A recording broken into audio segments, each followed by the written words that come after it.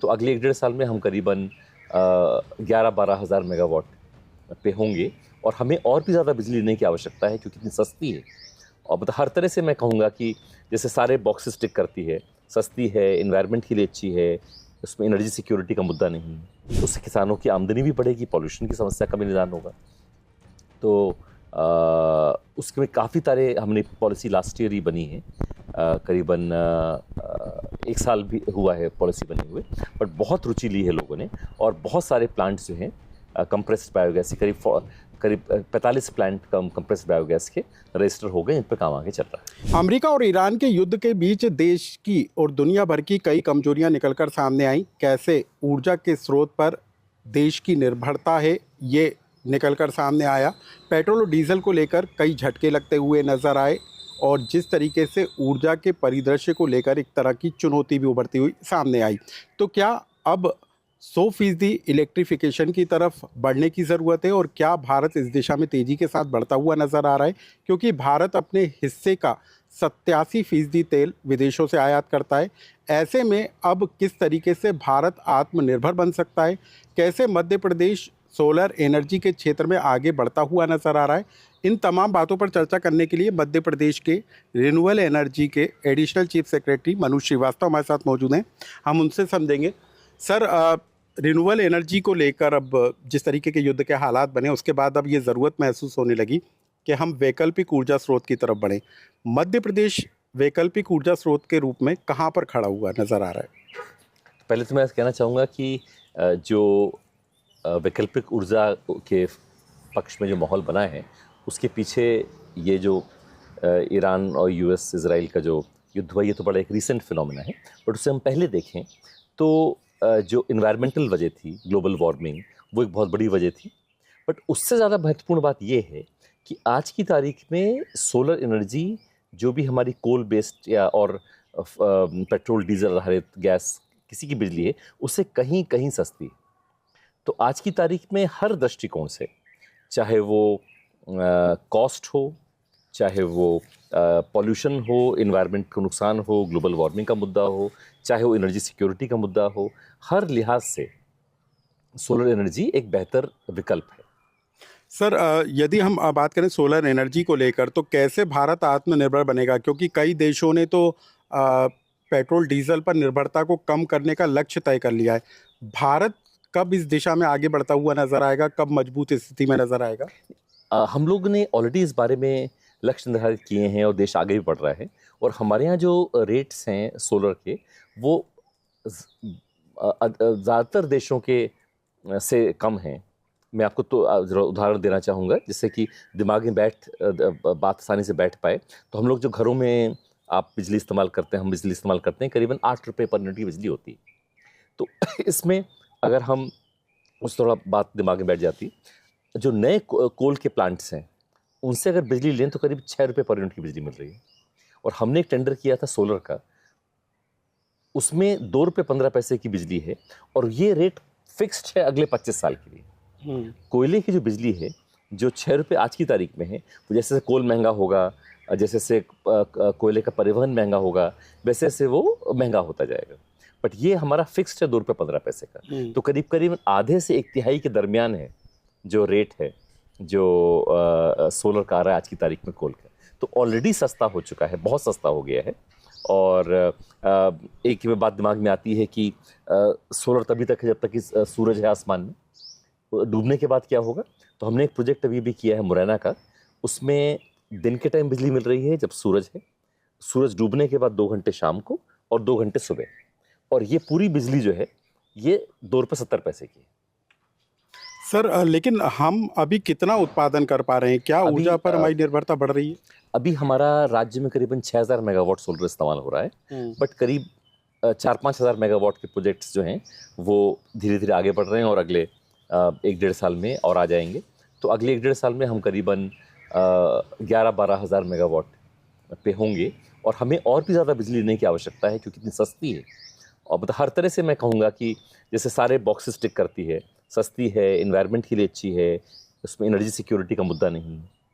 Sir, लेकिन जिस तरीके से बात की जा रही है कि मध्य प्रदेश में इतनी बिजली पैदा हो रही है, उसका इस्तेमाल किस तरीके से हो रहा है? क्या हम किसी बड़ी संस्थाओं को भी बिजली सप्लाई कर पा रहे हैं? बात आई थी कि दिल्ली मेट्रो को हम सप्लाई कर रहे हैं। तो हमारा रीवा प्रोजेक्ट से हम 3/4 बिजली राज्य में इस्तेमाल करते हैं, 1/4 बिजली दिल्ली मेट्रो को देते हैं। सर, जो हमारा अगला प्रोजेक्ट था 1500 मेगावाट का, हम्म। उसमें हम अपने राज्य के अलावा भारतीय रेलवे को बिजली दे रहे हैं। सर, मध्य प्रदेश में क्या फ्यूचर प्लानिंग है? इन फ्यूचर हमको क्या नज़र आने वाला है रिन्यूएबल एनर्जी के सेक्टर में? कितना इन्वेस्ट आएगा और कैसे लोगों को सस्ती बिजली मिल पाएगी? कैसे इन्वेस्टर सस्ता प्लांट लगा पाएंगे? इसको लेकर कोई स्कीम वगैरह भी है? हमारे सारे प्रोजेक्ट्स में रेट हमेशा कम आए हैं। जो रीवा प्रोजेक्ट की हम बात करें, देश का पहला प्रोजेक्ट था जिसने थर्मल से कम के पे रेट आ सका। अगला जो हमारा प्रोजेक्ट था उसमें और कम रेट्स आए। अभी जो हमने एक डिसेंट्रलाइज प्रोजेक्ट किया है, छोटे छोटे प्रोजेक्ट हैं 3 से 12 मेगावाट के, पर कुल मिला के 4000 मेगावाट के प्रोजेक्ट्स हैं। उसमें भी रेट हमारा बहुत कम आया, ₹2.40 से ₹2.85 के दरमियान आया, जबकि और राज्यों में ₹3 के ऊपर का रेट आए हैं। तो हमारे यहाँ बहुत ही कम रेट्स आए हैं। सर, ये भी कहा जा रहा है कि कई देशों ने पेट्रोल डीजल वाले व्हीकल को ख़त्म करने का एक लक्ष्य तय कर लिया है। क्या भारत में भी इस तरह की संभावना आपको नज़र आती है? मुझे लगता है कि इस पर पाबंदी न करने के बजाय हमें एक अच्छे ऑप्शन करना चाहिए कि कोई इस बात पे अपने आप ही लोग जाएं। जैसे सोलर का मैंने एग्जांपल दिया। एक तरीका ये हो सकता था कि हम कहते कि कोई कोल इस्तेमाल नहीं करेगा और सिर्फ सोलर इस्तेमाल करेगा, और जो हम लोगों ने किया कि सोलर के रेट कम करके दिखाए, जिससे एक कॉमर्शियली बेनिफिशियल ऑप्शन बन गया सोलर को इस्तेमाल करना। तो मैं चाहूँगा, उम्मीद करूँगा कि यही एक बेहतर ऑप्शन होगा कि हम आईसी व्हीकल्स को बैन करने के बजाय हम ईवीज को प्रमोट करें, उनको बेहतर बनाएं, और धीरे धीरे वो हो भी रहा है। सर, चार्जिंग पॉइंट को लेकर कई तरह के सवाल उठते हैं कि ईवी को चार्ज कैसे किया जाए। इसका ढांचा क्या अभी तक बनकर तैयार हो चुका है? काफ़ी इम्प्रूवमेंट हुआ है। शहर में तमाम चार्जिंग इंफ्रास्ट्रक्चर आ गए हैं, हाईवेज पे भी आ गए हैं। जैसे आप मान लीजिए भोपाल से आप जबलपुर है, इंदौर है, ग्वालियर है, नागपुर है, किसी भी तरफ जाएं तो आपको रास्ते में आपको चार्जिंग इंफ्रास्ट्रक्चर मिल जाएंगे, और शहर में तो तमाम जगह डेवलप हो गया है। सर, जिस तरीके से बात की जा रही है कि वैकल्पिक ऊर्जा के जरिए निर्भरता को बढ़ाया जा सकता है, तो क्या आपको लगता है कि मध्य प्रदेश पावर हब के रूप में पूरे देश के अंदर उभर कर आ सकता है जिस तेजी के साथ काम हो रहा है? मध्य प्रदेश में बहुत संभावना है ये करने की, और हम लोग उस दिशा में प्रयासरत हैं। सर, तो हम क्या माने, कुछ और नए इनोवेटिव किए जा रहे हैं क्या? जैसे नरवाई जलाई जाती है सर, उससे कोई बायोगैस का इस्तेमाल? उसका भी हम लोग कर रहे हैं। एक हमारा इनोवेशन ये चल रहा है कि हम हमारे राज्य की आवश्यकता कुछ 6 महीने में ज़्यादा होती है, 6 महीने में कम होती है, उस समय हम किसी और राज्य को बिजली सप्लाई करें। एक जो आपने बायोमास का जिक्र किया कि जो नरवाई जलती है उससे पॉल्यूशन भी बहुत फैलता है, बल्कि मैं बताना चाहूँगा कि मध्य प्रदेश में बहुत तेज़ी से ये घटनाओं की संख्या बढ़ी है, जिससे हमें कुछ करने की आवश्यकता है। तो उसमें फिर एक रास्ता है, एक तरीका है कि पाबंदी की जाए, और एक तरीके किसानों को एक बेहतर ऑप्शन अवेलेबल कराया जाए कि वो उसको बेचें। तो उससे किसानों की आमदनी भी बढ़ेगी, पॉल्यूशन की समस्या का भी निदान होगा। तो उसके में काफ़ी सारे हमने पॉलिसी लास्ट ईयर ही बनी है, करीबन 1 साल भी हुआ है पॉलिसी बने हुए, बट बहुत रुचि ली है लोगों ने, और बहुत सारे प्लांट्स जो हैं कंप्रेस्ड बायोगैस के करीब 45 प्लांट कंप्रेस्ड बायोगैस के रजिस्टर हो गए, इन पर काम आगे चल रहा है। सर, क्या भारत का जो बिजली ग्रिड है, क्या वो इस बात को लेकर सक्षम है कि किसी तरह की अनियमितता रिन्यूएबल एनर्जी को लेकर ना हो? जो इसे इंटरमिटेंसी की प्रॉब्लम कहते हैं कि सूरज जो है कुछ टाइम डूब गया, विंड कभी है नहीं है, तो इसके लिए तमाम व्यवस्थाएं की जा रही हैं। जो हमने मुरैना प्रोजेक्ट लगाया वो एक्चुअली यही है। इससे 600 मेगावाट का हमने सोलर लगाया, बट हम 600 मेगावाट बिजली सोलर की नहीं दे रहे, एक समय में बिजली झोंक रहे सिस्टम में। हम 440 मेगावाट दे रहे हैं, रिमेनिंग जो शेष सोलर है उसको स्टोर कर रहे हैं बैटरी में, और उससे शाम को बिजली दे रहे हैं। तो इसी तरह से कि मतलब जो एक समय पर पूरी बिजली देने के बजाय उसको स्टोर करके बाद में बिजली दी जाए। Sir, Madhya Pradesh solar energy के मामले में हब बने, इसको लेकर क्या सरकार की योजनाएं हैं, क्या विभाग की योजनाएं, क्या सोलर पंप को लेकर हम प्रोत्साहित कर रहे हैं, या फिर जो यूनिट्स लग रही हैं या जो प्लांट्स लग रहे हैं उनको हम प्रोत्साहित कर रहे हैं? तो हमारे हर तरह के प्रोजेक्ट आ रहे हैं, बड़े प्रोजेक्ट आ रहे हैं, जैसे मैंने जिक्र किया रीवा है, आगर शाजापुर नीमच में है, मुरैना में अभी स्टोरेज के साथ लगा है। छोटे छोटे प्रोजेक्ट्स बहुत सारे आए हैं, जैसे मैंने बताया आपको 4000 मेगावाट के प्रोजेक्ट्स हैं। उसके अलावा सोलर पंप भी लग रहे हैं, और जो मैंने विकेंद्रीकृत प्रोजेक्ट्स का बताया 4000 मेगावाट हैं, वो भी खेतों में लगे हैं, किसानों के खेतों के पास में, और जो सबस्टेशन होता है ग्रामीण क्षेत्र में, उसमें बिजली दे रहे हैं। सस्ती बिजली मिल सकेगी, सब्सिडी भी कम होगी।